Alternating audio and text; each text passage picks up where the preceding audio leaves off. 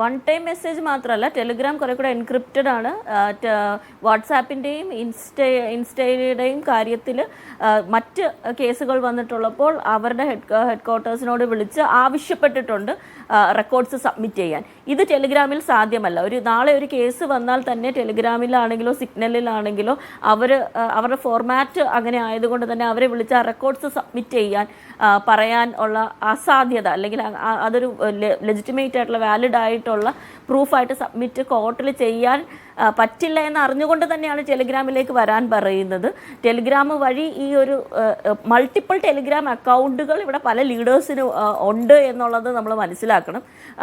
ഈ കേസുകൾ മാത്രമല്ല, ഇനിയും അനവധി കേസുകൾ ഇതേ പാറ്റേണിൽ ഇനി അധികം സ്ത്രീകൾ സംസാരിച്ച് തുടങ്ങിയാൽ വെളിയിൽ വരും എന്നുള്ളതും കൂടെ അതൊരു താക്കീതായിട്ട് തന്നെ പല ലീഡേഴ്സും മനസ്സിലാക്കേണ്ടത് തന്നെയാണ്. കാരണം ഇത് മാനിപ്പുലേഷൻ്റെ ഇപ്പം നമുക്ക് മനസ്സിലാകാത്തത് ആയിട്ടുള്ള ഒരു എനിക്ക് തോന്നുന്നൊരു കാര്യമാണ് മാനിപ്പുലേറ്റഡ് കൺസെൻറ്റ് എന്ന് പറയുന്നത്. അല്ലെങ്കിൽ കൺസെൻറ്റ് എങ്ങനെയാണ് ജനറേറ്റ് ചെയ്യുന്നത്? നിങ്ങളൊരു പവറിൻ്റെ പൊസിഷനിൽ ഇരിക്കുകയാണ്, നിങ്ങളുടെ കോൺസ്റ്റിറ്റ്യൻസിയിൽ നിങ്ങളൊരു പവറിൻ്റെ പൊസിഷനിൽ ഇരിക്കുന്നതാണെങ്കിൽ നിങ്ങളുടെ വോട്ടർ എന്നുള്ള ഒരാളുമായിട്ട് നിങ്ങളൊരു പവർ റിലേഷനിലാണ്. അങ്ങനെ ഒരു പവർ റിലേഷനിൽ ഇരിക്കുമ്പോൾ അവരെ നിങ്ങളൊരു സെക്ഷൽ അല്ലെങ്കിൽ ഒരു ഇൻറ്റിമേറ്റ് ബന്ധത്തിലേക്ക് അനുനയിച്ച് കൊണ്ടുവരുന്നത് കൺസെൻ്റ് എന്നുള്ള മൂല്യത്തിന് അല്ലെങ്കിൽ കൺസെൻ്റ് എന്നുള്ള ഐഡിയയെ മാനിപ്പുലേറ്റ് ചെയ്യുന്നതാണ്.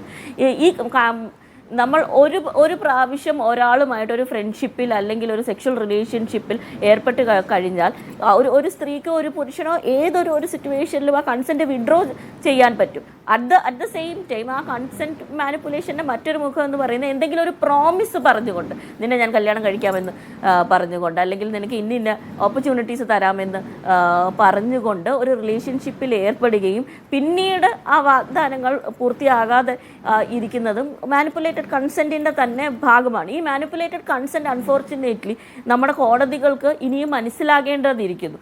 അതും പ്രോബബ്ലി ഇനി വരുന്ന കേസുകളിലും പോഷ് ആക്ട് കുറേ കൂടെ എക്സ്പാൻഡ് ചെയ്യുമ്പോഴും അത് മനസ്സിലാക്കും. പക്ഷേ ഈ ലൂപ്പ് ഹോളുകൾ വളരെ കൃത്യമായിട്ട് ഉപയോഗിക്കാൻ ഇവർക്ക് മാനിപ്പുലേഷൻ എന്നുള്ള ഒരു ടൂൾ യൂസ് ചെയ്തിട്ട് ഈ അതേ ലോജിക്ക് ലീഗലി യൂസ് ചെയ്യാനും ജുഡീഷ്യറിയെ മാനിപ്പുലേറ്റ് ചെയ്യാനും അതിനകത്തുള്ള ലൂപ്പ് ഹോൾ യൂസ് ചെയ്യാനും കൃത്യമായിട്ട് അറിയാവുന്നത് കൊണ്ട് തന്നെയാണ് ഇതുപോലെ ടെലിഗ്രാമിൽ വരാൻ പറയുന്നു. മറ്റ് രീതിക്കുള്ള ഇപ്പം ചോദിക്കുന്ന ചോദ്യങ്ങളുണ്ടല്ലോ, ഹാർട്ട് ഇമോജി അയച്ചാൽ അത് ഫ്ലേർട്ടിങ് ആകുമോ എന്നുള്ളത്. എൻ്റെ കോണ്ടെക്സ്റ്റുവലി നോക്കിയാൽ നമുക്കത് ഫ്ലോട്ടിംഗ് ആണോ ഫ്ലോട്ടിംഗ് അല്ലേ എന്ന് മനസ്സിലാക്കാൻ സാധ്യമാണ്. ഇത് ഫ്ലർട്ടേഷന്റെ ലെവൽസ്